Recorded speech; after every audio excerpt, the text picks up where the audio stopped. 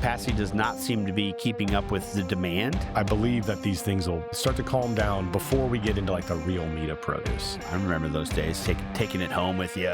Dude, this is unbearable. I can't handle it. We were pretty cautiously optimistic with our clients going into this year, right? We were pretty clear that, hey, we don't think you should see huge disruptions. Andrew Lynch coming to you to talk about Q2 freight market. How we doing, Andrew? We're doing great. Excited to be here.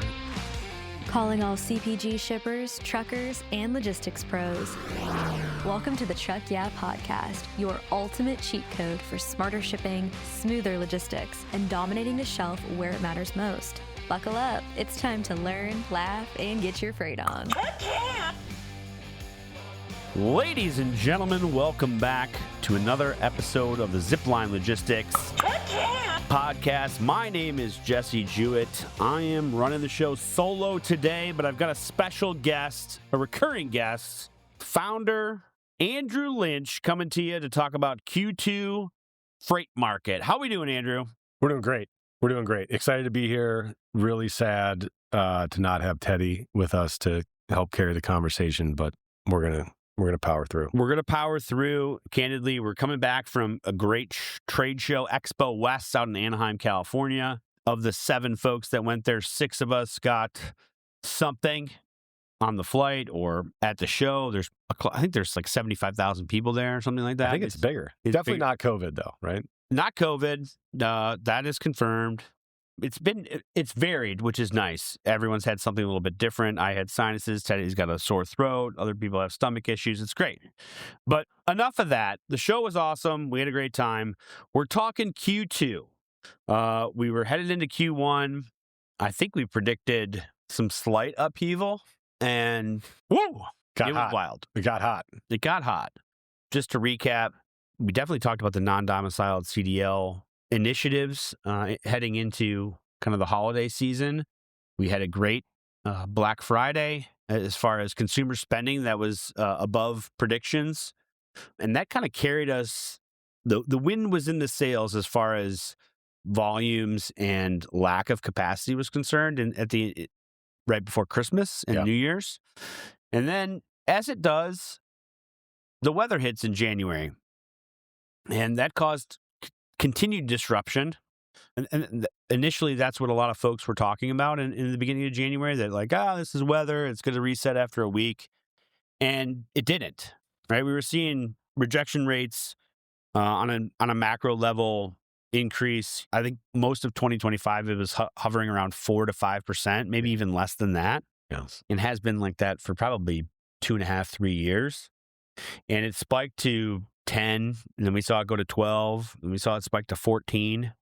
So the weather dissipated a little bit, and then it hit again about a week or 2 later. So that caused some more disruption. And again, February usually cools down. The freight volumes are down in February. That's typically, you've been in the business a long time, typically not a very hot month as far as volumes are concerned.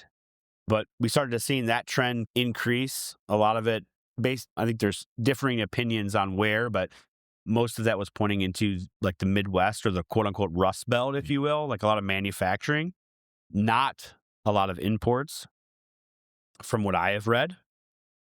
And here we are heading towards the end of quarter one, and those rejection rates are still above 12%. Yeah. And capacity does not seem to be keeping up with the demand. In fact, I think there's potential that it's departing faster. Yeah. And people are just trying to adjust.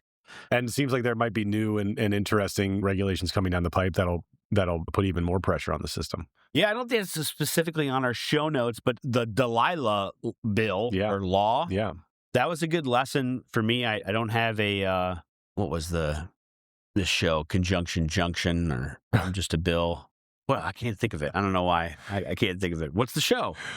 I don't know. I can't remember what you're talking about. I know what you're talking about, but I can't remember. I'm just a bill. Yeah. Here I am in Capitol Hill. But anyways, I read that article, Delilah's Law, and it was interesting. So, and I've talked about this with a lot of customers, certainly with our team on the floor, and we are going way off topic, but it makes sense. So the current initiatives are just that, right? There's laws, but they're just, hey, let's focus on this. We're Right. going to make a difference. This is our administration. We can do what we want. We're going to focus on non-domicile CDLs. Again, I've said, regardless of what you think about the other tactics, it's a focus and there's some validity to it, right? Yeah, absolutely. Like 70,000-pound missiles going down the highway should probably have people that can understand the signs, and They need to be very well regulated. 100%. Right. Yeah, I don't think it'd be hard to argue against that. so. But this Delilah's law bill that could become a law changes the game, right? That doesn't allow a new administration to come in and disregard it. It becomes a law. Yeah. Now everyone has to follow the rules, right? I thought that was an interesting kind of play. Yeah, and whether or not it leads to like an instant fleshing out of capacity, what it does is it creates a cooling effect, right, for new capacity, and we all know just how transient capacity is, right? Correct. It's extremely elastic. It ebbs and flows with markets. People flow into this industry out of other industries. They flow into this industry out of other countries. Right. And when you take away those options for a significant demographic of folks that are current participants, you're going to affect what the long-term trajectory of capacity growth looks like. And you're going to affect that elasticity. And I think that's, for those of us that participate in this space, it's a good thing. Yeah. There are enough variables in this business as it is, right? Whether, it's fuel, whether it's demand, whether it's weather, WEA, that we don't necessarily need there to be this relative black box on what on earth is going on with this supply side. Right. And to have a decades-long argument about there being a driver shortage, only to turn around and find the largest driver overhang in the history of any industry. Yeah. At the worst time. At the worst possible time was a pretty painful lesson for all of us. And so, again, to your point, being politically agnostic about how these things are done, the regulation is critical, and control of this population is critical. And with regard to what we've seen so far, I do think that we can control our focus around like the hype machine that says, hey, the good times for shippers are over and your life's about to get turned upside down and welcome back to 2021. Because I don't think that's, at least from what I can see, that's not what's going on. I think that we've referenced this several times over the years. I know on client calls, but certainly in these podcasts, that when you have an environment where trucking companies and brokers are operating at not just the razor thin margins that they always operate at, but really below their costs in a lot of cases. Relationships with drivers and relationships with carriers, you can have the best relationship in the world. If someone's losing money doing business with you and they have an opportunity to make money, they are honor bound, or however you want to see it, to take that opportunity. They have to. And I don't know that I see the demand cycle being all that different right now than what we thought it was going to look like going into this year. And I don't even know that the supply side is all that different than we thought it was going to be this year.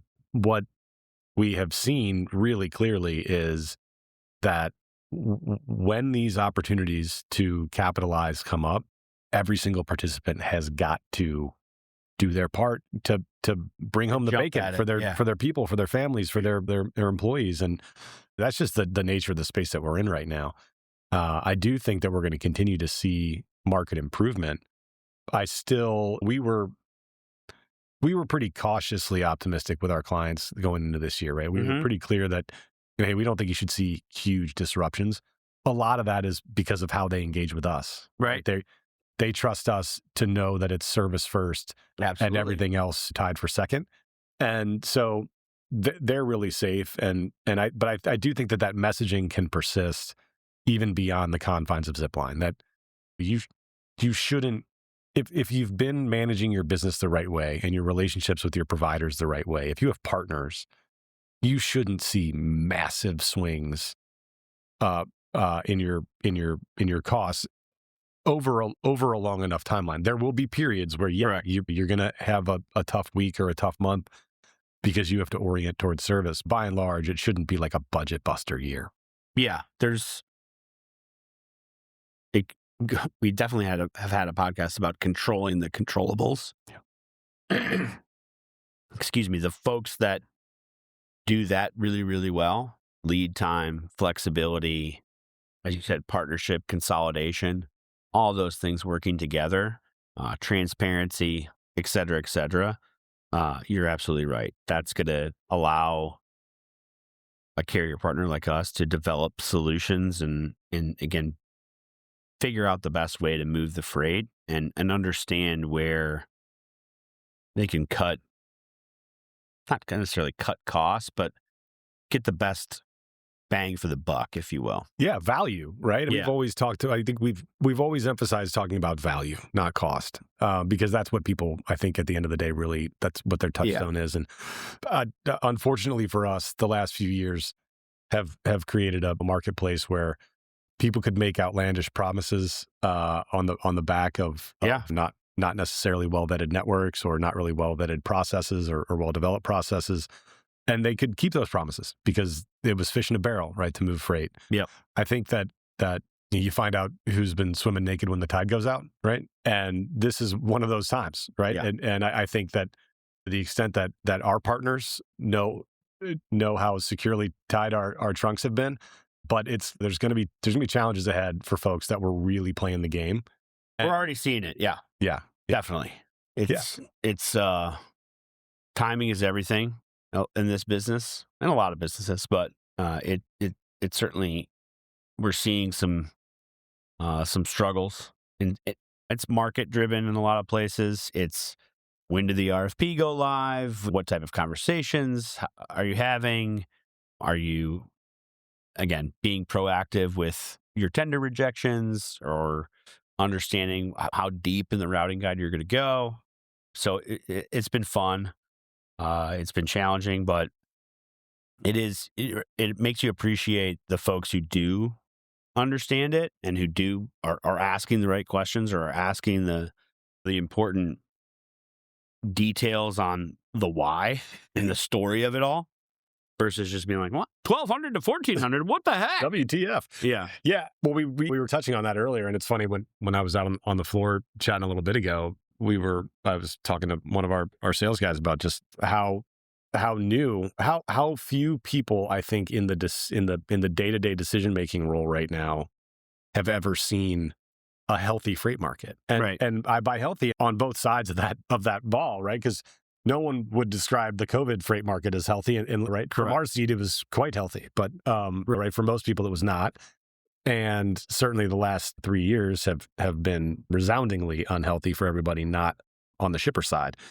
And what is that, when I think about who that person is over my 20-ish years of working in freight, it was usually someone who was relatively new to an operation, relatively new to an organization, hitting the button on tendering out freight, managing some relationships. Yeah, there's a really different world coming for that person, right? That person that was in that seat in 2019 is probably not there anymore. Yep. Probably, moved up and moved out. Yeah. Switched career paths. Yeah. Good, right. Come to their senses. But yeah, so I think that as far as where like there's potential for a lot of extra friction, I think that is one of the places that I don't think is being really fully thought through. That Just a lack of experience. Yeah. Yeah, it's gonna. And so when I think about us and what can we do, again, most of our client relationships are deep and partner driven and we're really communicative kind of all the time. But to the extent that you have someone who's young and relatively green and maybe not even that green, even if somebody's been in the seat for 4 or 5 years, Right. It's really important to be able to show up with an eye towards education and to be able to walk through that. Hey, this next few quarters, if things get bad, again, look, maybe fourth quarter things start getting like real hairy if you really don't have your stuff together. But I don't think it should be like that punishing. I guess I hope I'm not wrong about that. But that almost to be able to be like therapeutic for this person, like, hey, this isn't going to always be this way, right? Yeah. There's going to be a storm here. It's going to get really bumpy. It's here. Yeah. It's going to be bumpy. Yeah. For a little while here. But look, we all know that these weather delays or these weather disruptions, when they happen, they take weeks to flesh out. Yep. We had serious ones. That January freeze was absolutely no joke. 3 days off of school here in Columbus, Ohio, Andrew. Not great.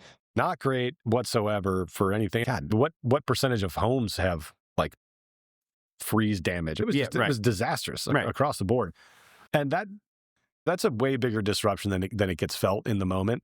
And so I think as we see these things start to unwind, and granted, they are going to unwind right as we roll into produce season, which we're going to touch on be a topic, its own thing. But I do believe that we're still in that like relative equilibrium type of zone, and that look, people should expect little disruptions to be massively disruptive because of just how desperate the market is for some black ink. But I don't think that right now you should call like a permanent direction. Agreed. One final thought. We were talking about that Delilah's bill. I thought it was interesting. A take on it was, well, I don't know the full number. I'm going to get it wrong, so I'm not even going to give the numbers. But it was basically like 20% of the capacity, if that was passed, could be in jeopardy of essentially being illegal. Yeah. Right? And the counter was that alone. Like, imagine if it was removed 20% and one person was saying, or an online prognosticator was suggesting, like, and that's when the freight market will get really exciting and like the rates are going to go through the roof and yada, yada, yada, which may be true.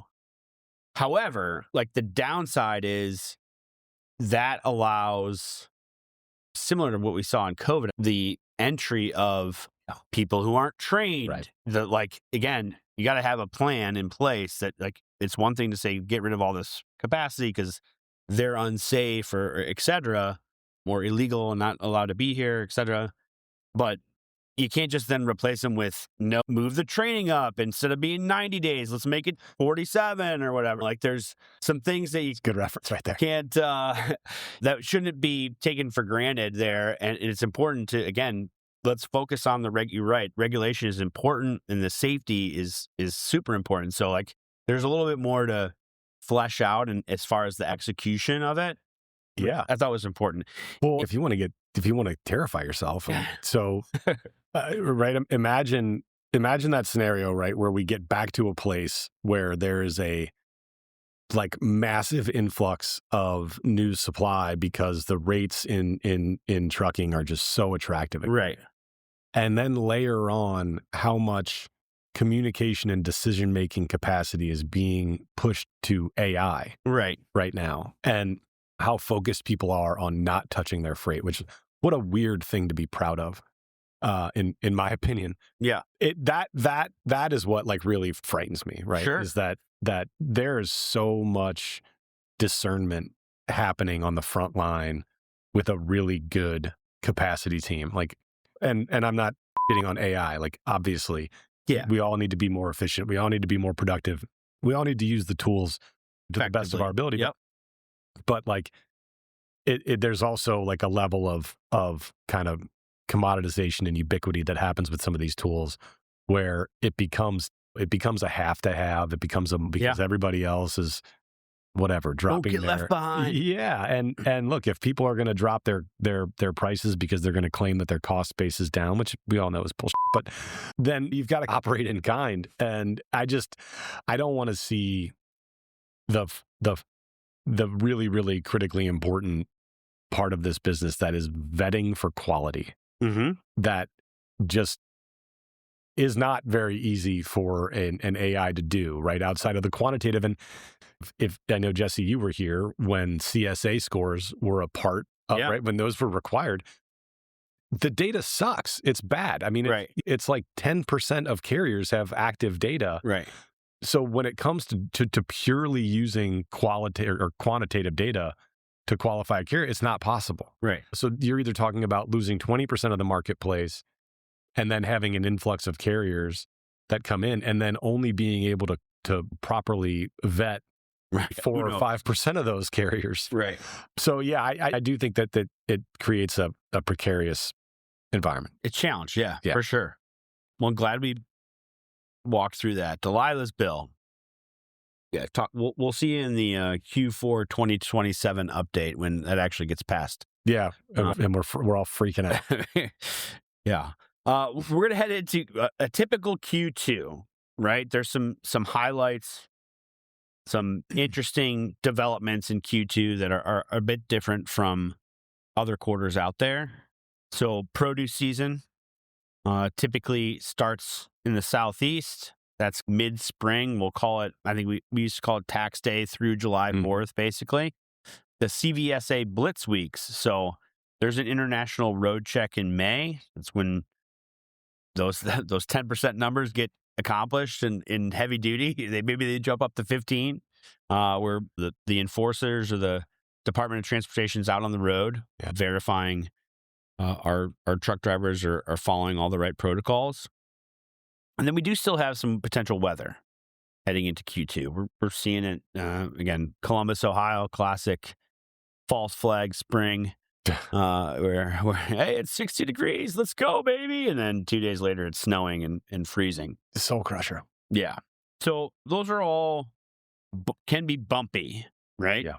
I think it's been interesting the last few years. Produce hasn't really, quote unquote, popped. Yeah. If you will, when you say, you talked about equilibrium, right? And when it is in equilibrium, we're closer here or now than we have been in a while.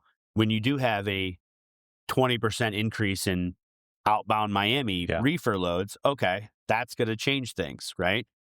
So we'll see how that plays out this year. Yeah, I think that if I were in a planning role right now, I would be looking at the winter storm response as a bit of a canary in the coal mine for what's going to happen. I think that there's probably a decent enough amount of slack in the marketplace that like you're going to have like you're going to have those very hot markets where it's like, look, the freight just is not going to move. Right. We're already seeing it right now. So we have a customer that ships outbound Arkansas refrigerated product. And I mentioned the rejection rates between 10 and 15%. It was 50% at one point. And there was like 2,500 loads to 60 trucks in the area or something like that. Yeah. And the closest bigger markets, Memphis, are over 100 miles away. So you're buying a truck at that point, right? Correct. It's just how bad does it have to move? Right. We'll see if we get there. I think some other customers we've talked about, I'm like, this just doesn't make any sense. If I have to pay $10,000 for $5,000 worth of product on my truck, it doesn't. Yeah. I'll just hold out and talk to my customer, deal with it. Well, that makes a lot of sense. So again, like you said, it'll be interesting with the weather. That probably was longer. The disruption was longer than normal, or longer than it has been the last 3 years. That if we see that'll take effect in produce, so like maybe Miami was hot for a week or two, it might be 3 or 4 this year. Yeah, and look, I mean, I think you do have to take a cumulative viewpoint on all these disruptions. Like, look, winter started for us right after Halloween in the Midwest. It's been snowy, and there's been I think at least in my memory, between my time in Ohio and Michigan and Indiana and Chicago this year, there's been precipitation. Correct. At least everyone freaks out. Yeah, and anecdotally, it's been more than I've seen in prior years for a much longer period of time. And in a market where you've been washing out supply for a very long time, you've been slowly doing things to try to improve demand. I think obviously there's an administration that has a really strong push towards the creation of demand, and some of those effects may be beginning now. You've got to expect that the combination of those two things are going to be felt when they're at their zenith on the supply side and at the beginning on the demand side. But I still think it's really important to be level-headed about what we're looking at from a macro perspective, and I believe that these things will start to calm down before we get into like the real meat of produce. Yeah, I agree. It's been interesting too, and it's something to monitor as well. a line that I've been using a lot is like the floor has been raised, right? Like for a while there, you could find a truck basically whatever price you wanted, Yeah. which is not great. And whether it's quality, whether it's like you said, everyone just seeking out the alternatives or refusing to accept that there aren't alternatives out there. Like I'm not going to take this $1.20 a mile because someone's offering me $1.60. I got to go get it. Yeah. Now there's more people offering that, so I definitely have to go get it. I think what can be a nice place for us, and look, I don't know how much data we would have to see this effect in play, but certainly something that I've felt for us over the years when we've been in markets that are shifting back in the favor of carriers, is that the capacity market that we live in at Zipline, it's actually pretty static. Like it's not as elastic as everything else. It's not cheapo bottom dollar guys. Almost all of our carriers, in fact, part of the way that we vetting them is that we want them to be very serious about their business. Sure. They're not fly by night. So when you have these moments where there's somebody on the other line for $1.38 and you're offering $1.35, I think there's just a little bit less of that. Yeah. On sort of ours. And I know there are other 3PLs that operate the way that we do, that play in the market that we do, and that we don't necessarily experience that same level of utter shock. Again, the point that we were talking about earlier, though, right? I mean, you have essentially a routing guide on each lane, right? An internal routing guide on each lane. You've got partner carriers that now. Yeah, sure. If a lane is disrupted and it's moving on the wrong day, or it's moving well above its planned volume, or a snowstorm or an ice storm somewhere disrupts the capacity from being where it's supposed to be, yeah, it can cause really serious problems. But yeah, I think there's a little bit less of that. And to me, we've always been so good about like sales discipline. Mm-hmm. Not just trying to grab opportunities and figure it out. Right. And I think staying disciplined to that is something that we've always been able to set ourselves apart from the marketplace on. And I think that's gonna play out here too. Agreed. The Blitz week, we'll just touch on that real quick, but it's only 5 business days, maybe even 4 business days. But I'd be interested to see speculative. I think I said that right. But I wonder if there is any lingering, like you mentioned, 10% of carriers have checks or whatever the data point is. It's not enough. If there is any lingering, quote unquote, bad actors out there that are still quote in the marketplace, right? Whatever that percentage may be, like certainly in Blitz week, that leftover is not going to be running. Yeah. Right. So that's another one where, again, for the past 3 years or so, we haven't seen much disruption or much extended disruption with those Blitz weeks. We might see a little bit more of that this time. Yeah, it'll be interesting to find out if like that capacity that goes on vacation during Blitz week every year happens to coincide exactly with everybody that's being weeded out of the system. Yeah, I mean, I think it's a worthwhile speculation on that. I thought one thing too, again, I'm meandering here, but one of the things in produce season or any of these markets where that become hot, again, in that equilibrium, we would say a carrier would maybe take a lower rate to go into that market because they know they're getting a higher rate out. Yeah. What's been interesting over the last couple months is referencing back to that floor is raised is that's not happening. There are no backhauls. Correct.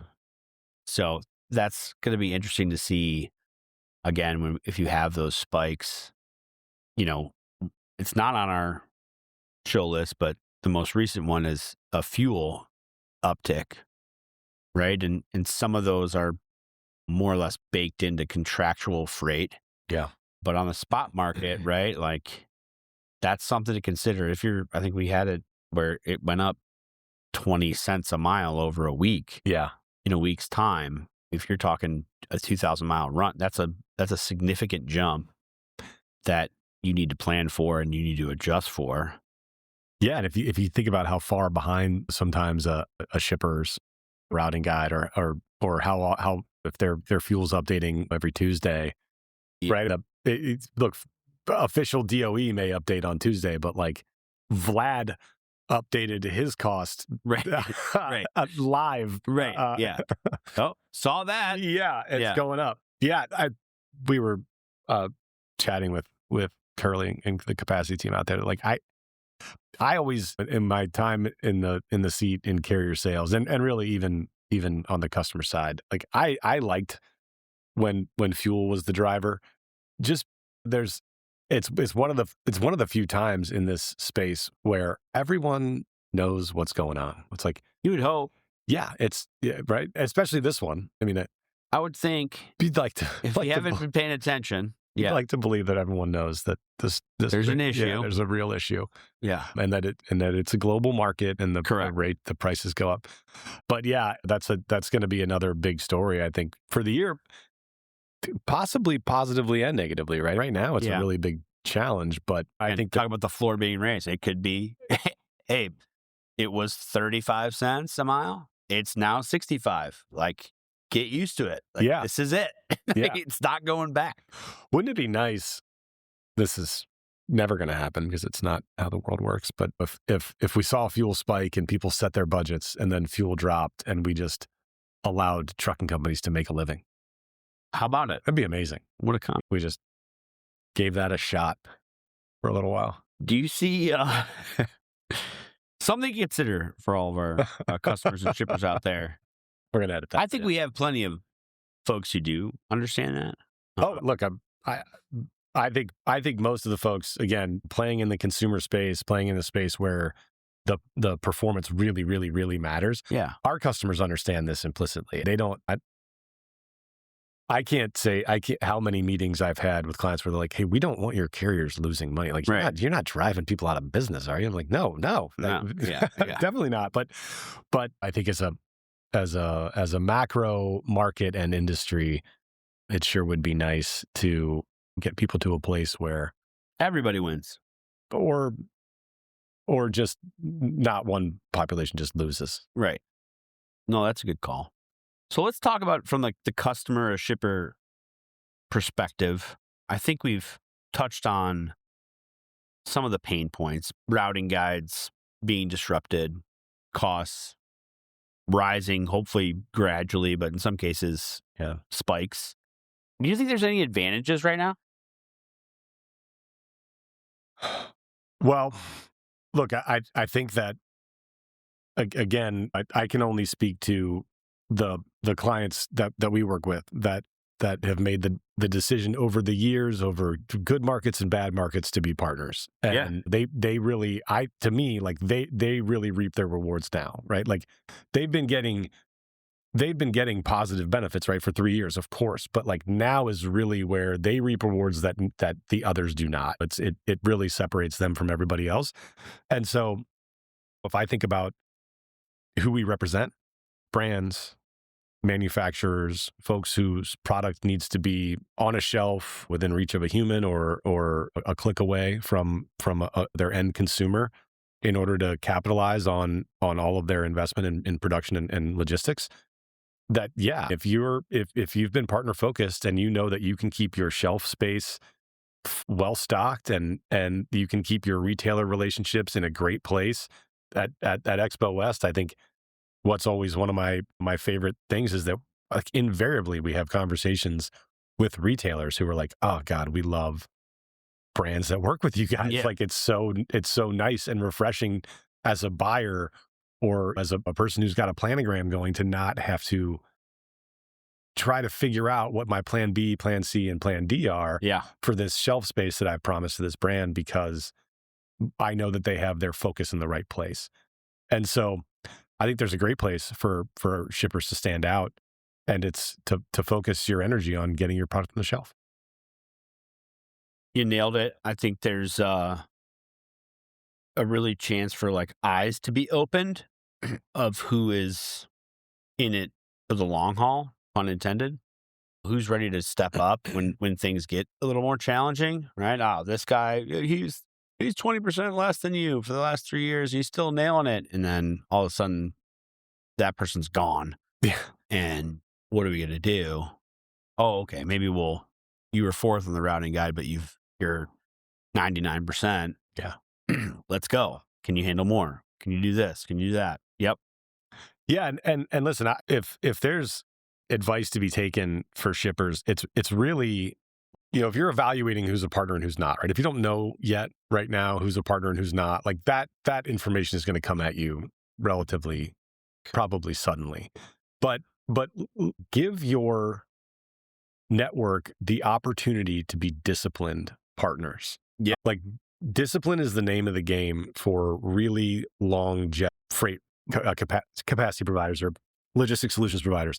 Like discipline has always been the name of the game for us. And it's not always easy to explain the benefits of discipline in tight markets when new business is hard to come by, but it really shows itself during these times. So if you're a shipper, let people be disciplined. Let the person that is fourth or fifth in the routing guide show up for you over and over and over again at that rate and prove to you why they were right when they quoted that rate in the first place. Because that person should be rewarded for passing on business that didn't make sense and for having the discipline to put an honest rate in place. Yeah. And so I think that's how you build great partnerships. Agreed.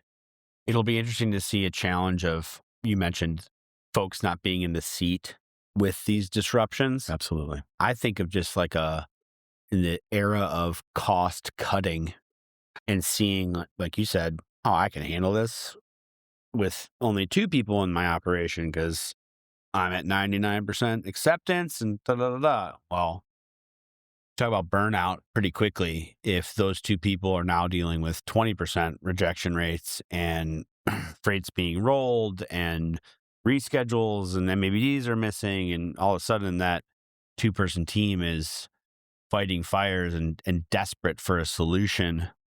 And I remember those days taking it home with you. Like, dude, this is unbearable. I can't handle it. It can get really, really overwhelming. So trying to empower them, like you said, to find a solution and a partner is important. But that could be a challenge for some folks. For sure. Those lean teams, right? And this brings me back to like some of our oldest relationships who maybe were with us when we were small, and then some of them went to big corporate roles, and we weren't the partner for them then. And as they've circled back around, so many of them come back with this really similar story. That's like, we hit this point of scale and we started building out our logistics, our internal logistics team. We brought it in-house and we built a routing guide and we started tendering freight and we were saving 12, 13, 15% top line. And then, sure enough, as the market dynamics change, we find ourselves in this place where we're basically just paying market rates. And now I have 7 24-year-olds who are just running around rescheduling shit and chasing down trucks. And I'm spending all the money I saved on freight, right, on either staff to track down that freight or fees, fines, and I'm sorry's, mea culpas to retailers and customers. And the percentage of those folks, whether it's because they made a strategic decision in their business or they just went to a different business where things were different and came back and was like, it doesn't make sense for me to own this. Yeah. It's not what I do. I make widgets. I don't move widgets. Yeah. That's another one is that, look, if you've got a great partner and obviously you know who to call if you're looking for one, but lean in and let them own it and trust them, right? If you built a relationship built on trust, that has to hold in good times and bad, right? Yeah. And so lean in and let your partner show you why they're valuable. Nailed it. I think we've touched on most of these, but we're gonna toot our own horn here real quick, but particularly with Canopy, right? I think there's the data, the tracking of the data. If you've partnered with us for a long time, we can show you a macro impact and what our current impact is on your business. We touched on it before, our consolidation tool that can help drive some costs and efficiencies throughout the week of the freight moving, and some of our in really just the retail expertise, right? I think that's another highlight. We talk about it all the time, but you could figure it out in a down market if like what Costco scheduling is, but a quick phone call, a talk to someone, oh, you'll actually have a second shift, you'll stay open. Those little extra nuances, it's through experience by doing that all the time that we've developed those skills. So it is an opportunity to, again, set us apart from the rest of the folks out there. There are a lot of ways to get a return on your logistics investment besides just telling people to go find cheaper trucks. And now's the time to start figuring those things out. Overall, produce will probably have an impact. It'll have an impact, yeah. Yeah. Back to that, like you said, equilibrium where these spikes in demand will cause disruptions across the market as a whole. It will be interesting to see I don't know if it's an elephant in the room, but one element of the macro market that we've experienced 2/3 of the way through Q1 was imports have been down. So there was a tariff ruling and yeah, we didn't even touch on that. Good God. They're starting to pop. And so like that this was the first time I think in a long time that I've seen a good chunk, we'll call it 80% of the country on a map of like a heat map, if you will, and most of it being red and Southern California being blue. Yeah. Cold. And I can't. That's strange. And even COVID, right? That was when the ships were backed up, right? Yeah. And so to think that one of the biggest shipping markets, if not the biggest in the country, was cold while this disruption was happening, and it could cause, and again, it's coming, is another element to where another like kindling on the fire, if you will, or whatever you want to call it.